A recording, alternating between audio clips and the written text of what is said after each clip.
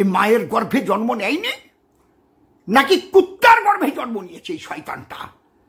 মায়ের গর্ভে কুকুরেরও আমি কুকুরের অসম্মান করলাম। কুকুরের অসম্মান করা ঠিক না। নমস্কার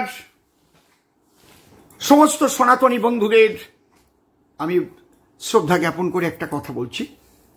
আমি বারবার যে কথাটা বলে থাকি, আমার আগেকার ভিডিওগুলো শুনে অনেক মুসলিম ভাই ফোন করছেন যে দাদা আমরা তো বিজেপি করি, আপনি নাকি সব মুসলমানদের বলছেন এনকাউন্টার করে দেবেন। এইরকম কথা আমি কখনো বলি না। আমি শুধু বলেছি যারা জেহাদি, যারা তালিবানি, যারা সন্ত্রাসী, আমরা ভারতীয় জনতা পার্টি ক্ষমতায় এলে এদের এনকাউন্টার করব। দেখুন, যারা শরিয়তি, তালিবানি এবং জেহাদি মুসলমান, তারা কি বলছে শুনুন আপনারা। বলছে মুসলমান ছাড়া হিন্দু কখনো মুসলমানদের বন্ধু হতে পারে না। শুনুন কি বলছে। খবরদার, কখনো মুসলিম উম্মাকে বিভ্রান্ত করবেন না, হিন্দুদেরকে বন্ধু ঘোষণা দিবেন না। হিন্দুরা মুসলমানদের বন্ধু হতে পারে না, এরা মুসলমানদের চিরশত্রু। শুনলেন তো? এটা কোনো মানুষোচিত কথা?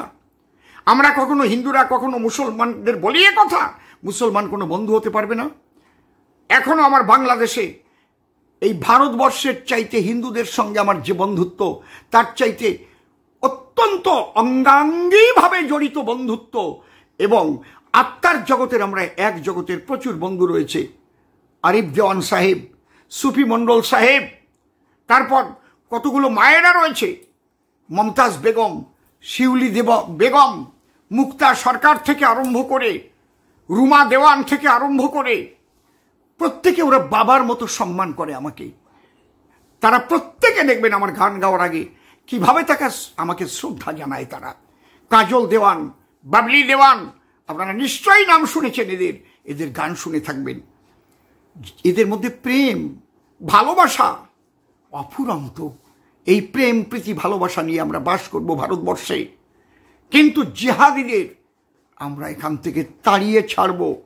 যারা বলে যে হিন্দুদের কখনো বন্ধু বলে মেনে নিও না, হিন্দুরা চিরশত্রু, মনে রাখবেন এরা যত বড় মাপের মানুষ হোক না কেন, এর একজনও রেহাই পাবে না। আপনি জানেন এদের মানসিকতা কি? আমি মুসলিম ঘরের সমস্ত মায়েদের আমি আমার ভাষায় প্রণাম দিয়ে বলছি যে মা, আপনারা জাগ্রত হন।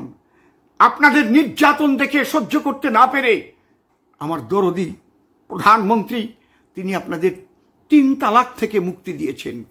আগে তালাক তালাক তালাক বললেই বিবি পালাক না, আর সেই আইন ভারতবর্ষে নেই। 3 তালাক বলে আপনাকে কিন্তু আর বাড়ি থেকে বের করে দিতে পারবে না।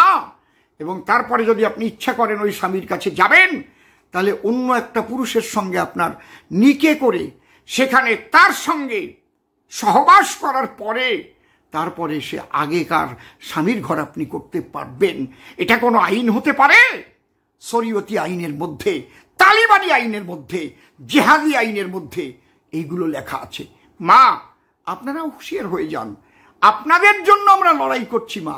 দেখুন দেখুন এই মুসলিম ভাই কি বলছে, নারী হওয়া নাকি কলঙ্ক, নারীরা নাকি আমার বাড়িতে যেমন একটা মালামাল আমি যখন তখন বিক্রি করে দিতে পারি, নারীদের বিক্রি করে দেওয়া যাবে, নারীদের দাসের মতো ব্যবহার করা যাবে, অত্যাচার করা যাবে, নারী কিছু বলতে পারবে না।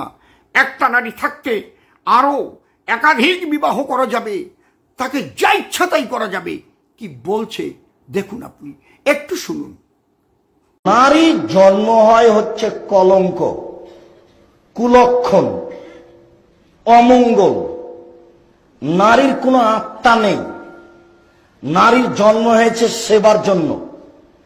স্বামী স্ত্রীকে বিক্রি করতে পারে। স্ত্রী হচ্ছে বাড়ির সম্পদ, জিনিসের মতো। নারী তার স্বামী থেকে অন্য কোথাও যেতে পারবে না, নির্যাতন চালালেও। শুনলেন তো? যার গায়ে মানুষের রক্ত আছে সে সহ্য করতে পারে? যে বলছে এ মায়ের গর্ভে জন্ম নেয়নি, নাকি কুত্তার গর্ভে জন্ম নিয়েছে এই শয়তানটা? মায়ের গর্ভে কুকুরেরও আমি কুকুরের অসম্মান করলাম। কুকুরের অসম্মান করা ঠিক না।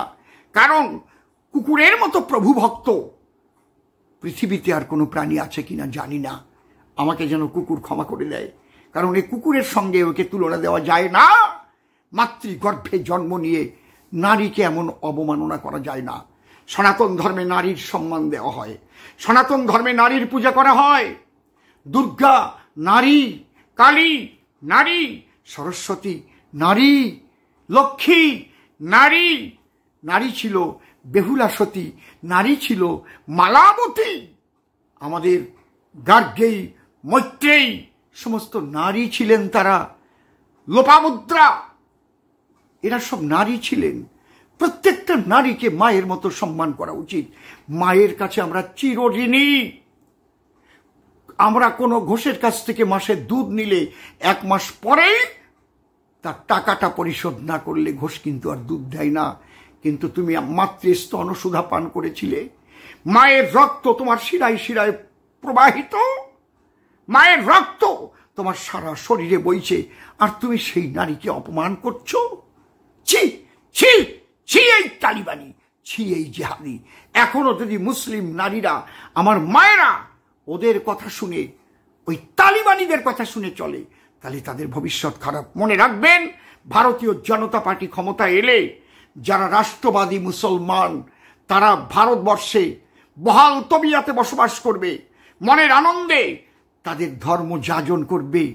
তাদের এদেশ থেকে তাড়াবার মতো ক্ষমতা কারো নাই, নাই, নাই। আমার মতো মানুষ আপনাদের পাশে থাকবে।